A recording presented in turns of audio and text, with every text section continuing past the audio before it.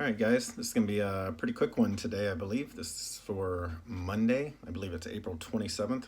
I'm taping this the previous week, so I guess I'm time traveling at the moment. We're going to be looking at chapter 9, lesson 7.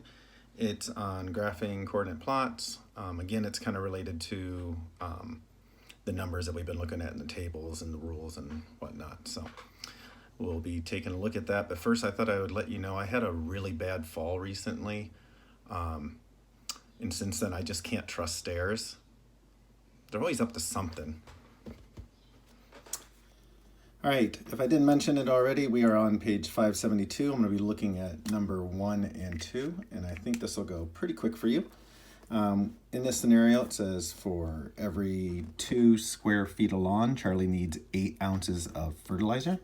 So that's kind of the ratio we're going to be following along here. So you can see as the lawn square feet go up by 2, the weight continues to go up by 8. And this goes up another 2, this goes up another 8, and so on and so forth. We need to find this missing term here, and that'll be the answer for this. And then we're going to graph it. Now, when you graph coordinates, remember that it's always x first and y second. So when I'm looking at this, I'm going to treat this as my x and this is my y. Some people like to say that you always want to run before you jump. Sometimes that's helpful for kids to remember. Just know that when you get to 6th grade, this is actually only one of the 4 pieces that makes up the quadrants. It actually goes down and over. So sometimes, like when you get to 6th grade, you'll learn, well, sometimes you run backwards and you fall, or sometimes you run backwards and you jump. So just be aware of that. But for today, we'll just remember you always run before you jump. So we're always going to go this way, first number, up, second number. So let's go ahead and find this missing piece here.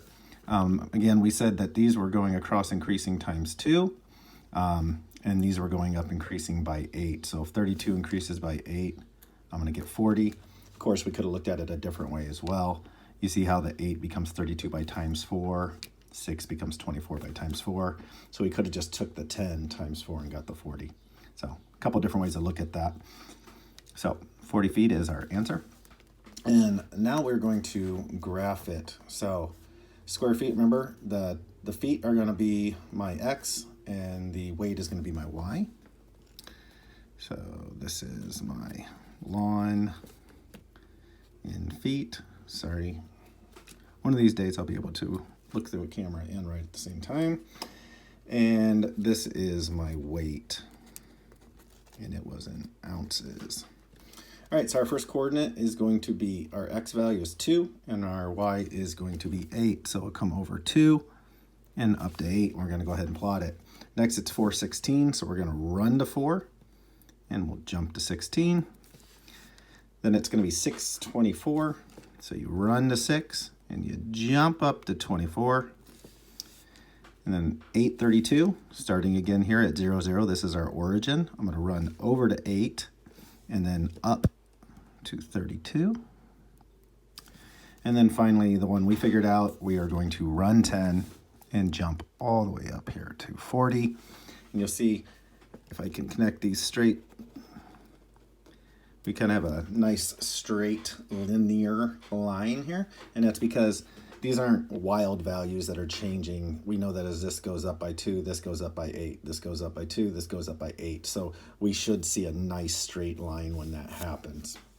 If it gets a little curvy or funky in those situations, then we have an issue. All right.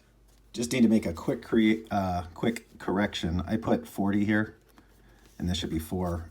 I should have paid attention more to what it was asking. It says multiply the number of square feet by what to find the number of ounces. And like we said in the video, if you take that times 4, the square feet times 4, you get the number of ounces. All right, and this problem is very similar. We're going to do the same thing, except for this scenario, there's a map, and on the map, every 2 inches is resulting in actually 10 actual miles. So if you're looking at that map and you measured something was, for example, 4 inches long, then that would be equivalent to a 20 miles in actuality. All right, so first, let's look at how our relations are working. I can see the inches are going up by 2 again, and the miles each time jump by 10. So one way I can look at it is I know since it's going up by 10, it's going to be 50. But again, we can also look at the relationship in this direction. 2 became 10 by times 5. 4 times 5 is 20. 6 times 5 is 30. So we know that we can just take 10 times 5 and get our 50. So here where it says multiply the number of inches by what to find the distance, we know that that is 5. Again, we're going to treat this as our x value, and this is our y. Remember, with coordinates, we're always doing the x first, the y second. So it's our run before our jump. Let's go ahead and plot it. We got to start out with 210. So I ran 2, jump 10. Now I'm going to run 4, jump 20, run 4, and jump 20. 630. And I'm going to run 8 and jump 40. And finally, the one we figured out, run 10 and jump all the way up to 50. And again, if I could draw a straight line, you would see that once again we have a straight line, and again that's because of the consistency we have up here. The values are changing, not at random, but they're kind of following a pattern.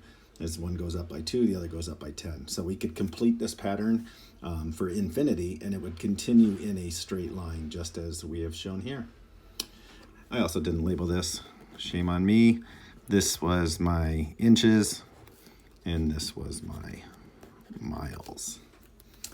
All right. I hope you're having a good Monday, and I hope this is found to be helpful for you. Don't let yourself get stir crazy. Go run around and do some circles in the backyard. Find a way to burn off those energy. See if you feel a little bit better. All right. Take care, guys. Miss y'all.